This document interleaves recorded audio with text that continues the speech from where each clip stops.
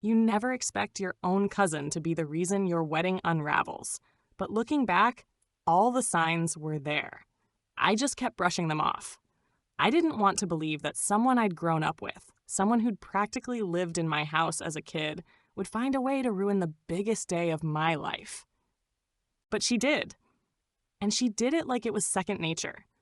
You know that gut feeling you get when something feels off, but you can't quite put your finger on it?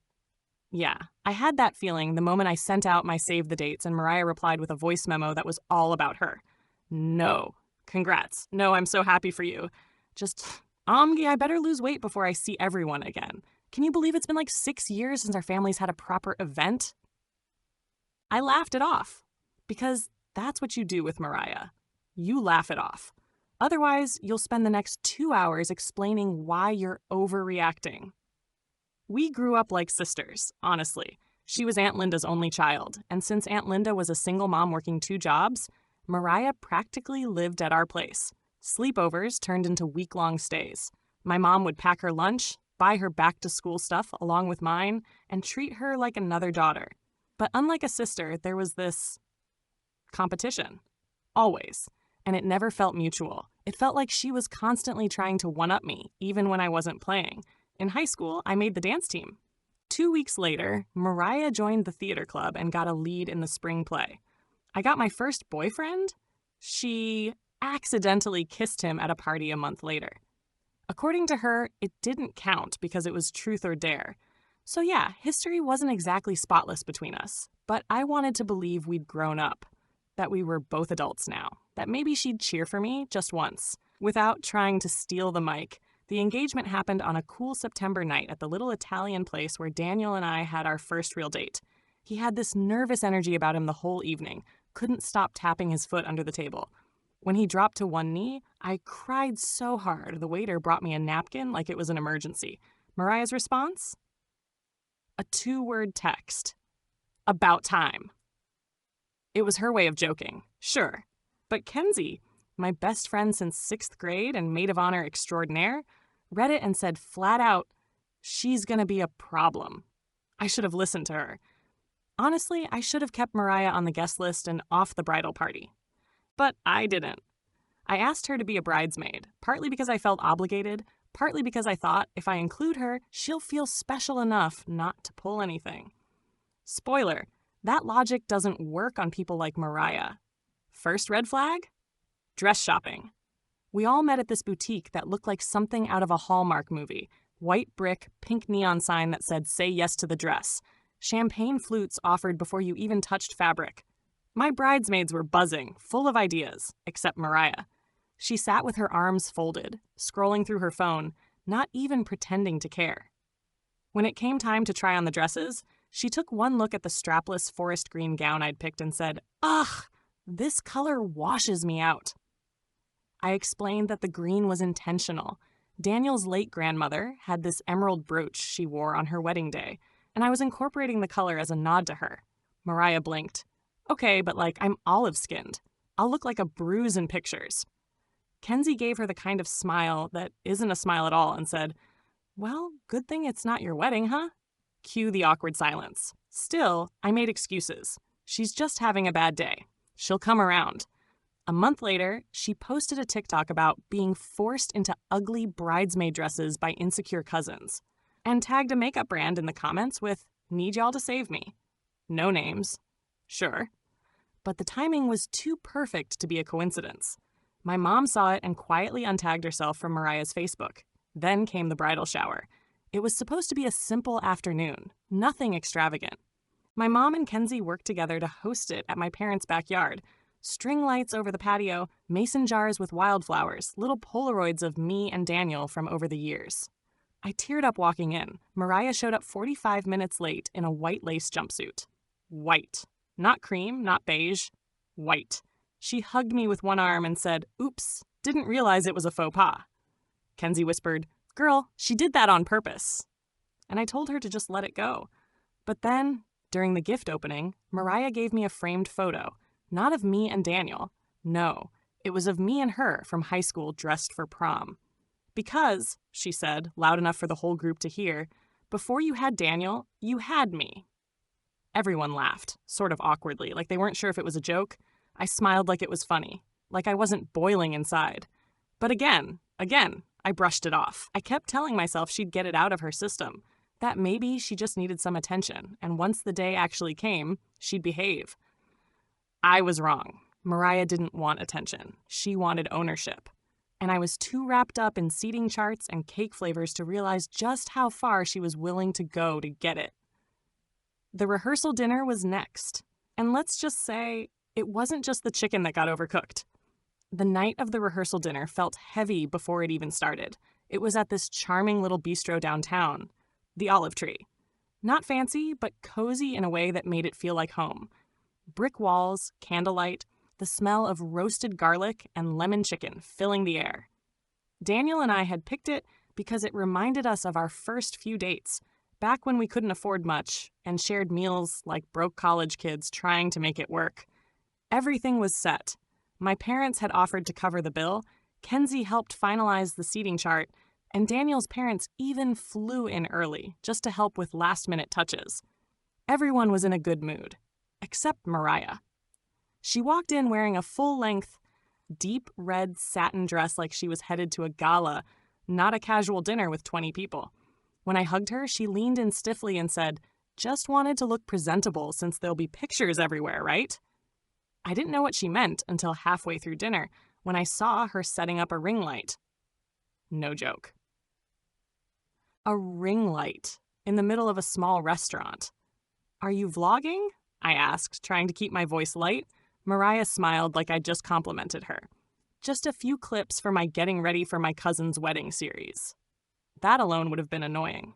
But then I saw her direct the phone toward me and Daniel at the head of the table, without asking, and say into the camera, "This is the bride and groom. Don't they look cute? We love a basic love story." Basic love story. Like we were a clearance bin rom-com, Kenzie muttered. "I swear to God, Jess, I will rip her lashes off one by one." But I gave her that please, not tonight look. I didn't want to ruin the mood. I really should have realized it wasn't me who was going to ruin anything. Dinner went on, and people started clinking their glasses for speeches. Daniel's dad gave a heartfelt little toast. Kenzie followed with a short, sweet one about the time I cried over accidentally shrinking Daniel's favorite sweater and how we were clearly meant to survive anything. Everyone laughed. Then Mariah stood up. No one asked her to. No one even looked in her direction. But she stood up like she was accepting an award and tapped her glass twice with her nail. "Oh no," I heard someone whisper. Might have been me. She started with a smile. "I've known Jessica since we were 5. We've basically been sisters, even though technically we're cousins. But," and here came the shift, "it hasn't always been easy being close to someone who seems to have everything handed to her." The room froze. I felt my spine stiffen. I looked at my mom, who was already shaking her head, mouthing, "Don't react." But Mariah wasn't finished. I mean, she got the perfect guy, the dream job, the Pinterest wedding. And for a while, that was hard for me, you know? Because some of us are still figuring it out. I wanted the floor to open up and swallow me. "I guess what I'm trying to say," she said, still holding that damn glass like it was a mic, "is that even though it's been tough watching someone else live the life I thought I'd have first, I'm genuinely happy for you, Jess." Someone coughed. Kenzie was gripping her fork like a weapon. "And tomorrow," Mariah finished, "I'll be standing right beside you, cheering you on, because family supports family, even when it's complicated."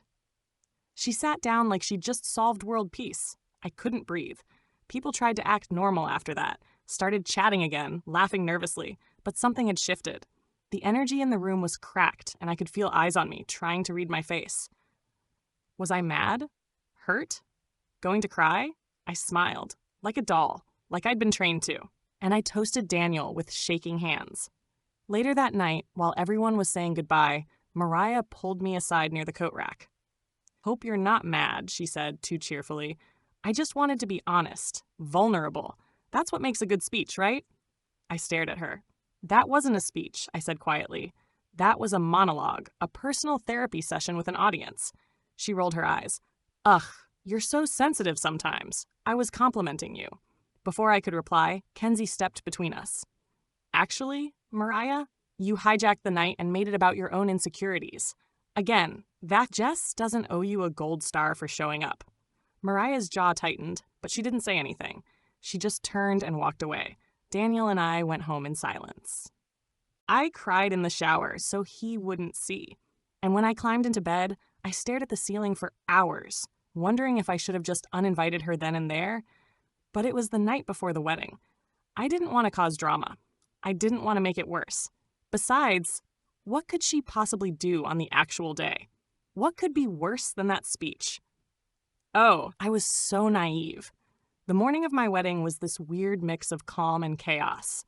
I woke up to soft light filtering through the window, and for a minute, just a minute, I felt peace. The kind of quiet that makes you think, maybe today will be okay. Kenzie was already up, blasting music in the suite's tiny kitchen, and making coffee in her robe like we were just two college roommates getting ready for brunch. My mom came by with breakfast and soft hugs. There were mimosas, curling irons heating up, half-open makeup kits spread out across the counter. Laughter. Real laughter. And for a little while, I believed we'd made it through the storm. Mariah was the last to arrive. She walked in with her makeup already fully done and hair in some complicated updo that looked like she'd sat in a salon chair for hours. I tried to ignore how it didn't match the casual low buns we'd all agreed on. Figured I'd get it done professionally, she said, shrugging, since the girl you booked kind of doesn't work with my skin tone. Kenzie looked up from her mascara wand and said, "Right. Blame the makeup artist." Classic. Mariah smirked, but didn't respond. She just unpacked her things, took a long sip of someone else's mimosa, and made herself at home. We were too close to the ceremony for another fight. I bit my tongue. Again, everything else blurred by in a rush. The photographer arriving, my dress getting zipped up, my mom's eyes going misty as she pinned a locket to my bouquet. The locket had a photo of my grandma inside. She'd passed away the year before and always dreamed of seeing me walk down the aisle. It meant everything. My heart was thudding so hard I could feel it in my wrists. And then we lined up. The music started. The guests stood. Kenzie gave me one last squeeze of the hand before stepping out in front of me. Mariah was supposed to go just before her. But when it was her turn to walk, she didn't move. "Mariah," the planner whispered, "you're up." She blinked, looked around like she'd forgotten where she was. Then she stepped forward, slowly, and pulled out her phone. What? She wasn't filming. She was reading something. I didn't realize what was happening until the planner hissed, "You can't say anything. It's not your moment." But Mariah did anyway. She turned toward the guests, cleared her throat, and said, "Before we begin, I just wanted to say a few words." No. I felt my blood freeze. My mom turned in the front row with this look on her face like she couldn't breathe. Mariah smiled sweetly, holding her phone like it was some sacred scripture. "I know we're all here to celebrate Jess and Daniel," she said, "but I wanted to take a second to acknowledge how love isn't always linear. Some of us take longer to find it. Some of us lose it. And some of us," she paused here for dramatic effect, "have to learn how to let go of what could have been." I wanted to scream. Kenzie looked back at me, her expression somewhere between murder and a panic attack. "I just think it's important," Mariah continued, "to be honest about heartbreak and how sometimes watching someone else live your dream can be complicated." The planner finally moved, grabbing her gently by the elbow and whispering furiously. Mariah laughed. Okay, I'm done. Just needed to get that off my chest." And then she walked. Slowly, like a runway model, down the aisle that wasn't hers. There were murmurs. A few people coughed awkwardly. One of Daniel's cousins whispered, "What the hell was that?" I don't remember walking after that. I don't remember the music or the crowd or whether I smiled. I was numb. Daniel saw it in my face the second I reached him. He leaned in and said softly, "Do we need to stop this?" I shook my head. I couldn't let her win. Not today. The ceremony went on. We said the vows. People cried. We kissed. But the joy felt dulled, like someone had turned the volume down. At the reception, people tried to rally. The first dance was beautiful. Dinner was great. Speeches started. Kenzie brought the fire. She stood up, lifted her glass, and gave this emotionally raw, funny, perfect toast. But she ended it with a line that hit like a punch. And Jess, you've spent your whole life dimming your light so others could feel seen, but not anymore. This is your day, and no one's going to rewrite that. Mariah didn't clap. She disappeared about 20 minutes later. Gone from the dance floor. Gone from the photos. Gone. I found out where she went after the honeymoon when someone sent me screenshots. She had posted a reel the night of the wedding. Captioned, "Sometimes closure happens when you watch someone else live your life, but we move." It had a video of her walking down my aisle, slowed down, with a sad indie love song playing in the background. She made my wedding part of her breakup story arc. I stared at that post for 10 minutes before I cried. And when I cried, it wasn't because of the speech or the Instagram post. It was because it hit me. Mariah never saw me as family. I was just scenery in the play of her life. Background noise in her personal drama. I blocked her the next day. Aunt Linda called 3 times, left voicemails saying Mariah didn't mean to hurt you and she's going through a rough time. But no apology ever came. Just silence. And her reel. Still up, still getting comments.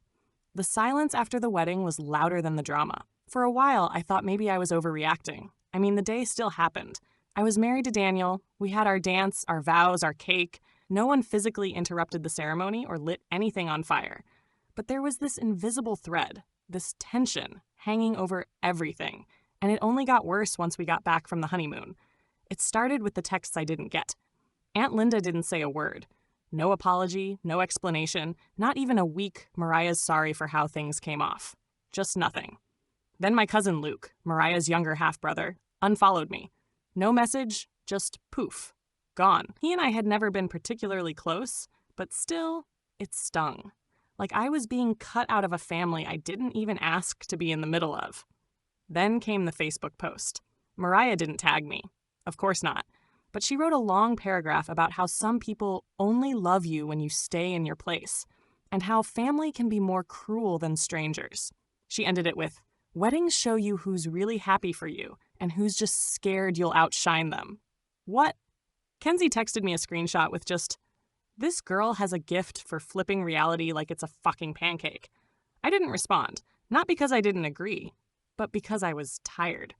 I didn't want to keep giving it space in my life. But that's the thing no one tells you. When someone causes chaos at your wedding, it doesn't end with the day. It echoes. In conversations, in family group chats, in the way people start looking at you sideways, trying to guess the real story. A week later, my mom sat me down in her kitchen and said, "Sweetheart, we need to talk." And that's how I found out Aunt Linda was telling people I'd bullied Mariah, that I set her up to fail by making her wear a dress color she didn't like, that I blocked her out of the wedding process and used her past heartbreak for content. I stared at my mom like she'd just recited a list of crimes I didn't know I'd committed. "She said you laughed when Mariah cried during her dress fitting," my mom added gently. I blinked. "She didn't cry. She sulked, and I didn't laugh. I apologized twice about the dress." "I know," my mom said quickly. "I was there, but some people want to believe the story that makes them the victim." It should have made me angry. But honestly, it just made me tired. Tired of explaining. Tired of defending something that should have never been under attack to begin with. Kenzie, of course, was livid. She wanted me to post screenshots. To out Mariah. To write a post of my own and light a little truth bomb fire. But I didn't. Not because I was afraid. Because I didn't want to become her. Instead, I wrote Mariah one last message. "You made my wedding about you." And I still stayed quiet. But I won't be quiet forever. If you keep trying to rewrite what happened, I'll tell people exactly what you did, without holding back. I'm not afraid of being the villain in your story. But I'm done being the extra in mine. She never replied. Aunt Linda did, though. A long, dramatic email about how hard it's been for Mariah since her last breakup, and how I need to practice forgiveness if I want peace in my marriage. I didn't respond to her either. And then, it all kind of stopped. People stopped asking. The group chats went quiet. Mariah didn't post about me again. Not directly. She just moved on. Kind of. A few months later, I saw she got a new job in Austin. Posted a selfie with a new guy. New haircut. New city. Like she'd shed her old self like a snakeskin. But the damage stayed here. Thanksgiving was weird. Aunt Linda wasn't feeling well and skipped it. Luke never texted.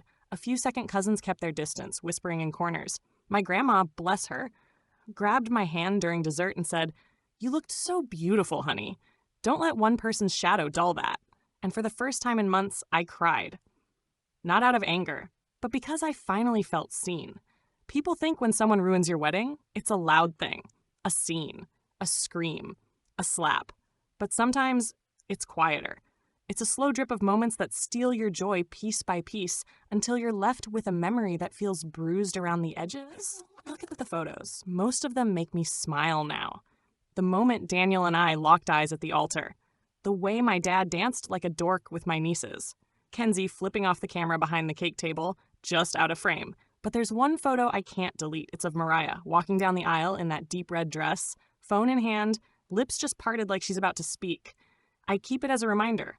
Not of her, of me, of how I finally stopped shrinking to make other people comfortable, and how sometimes the real plot twist isn't the chaos someone causes, but the peace you choose after.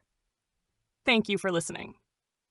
If you enjoyed, please like, share, and subscribe for more content. If you want to share your stories, please comment below. Additionally, what is your opinion on the poster's decision?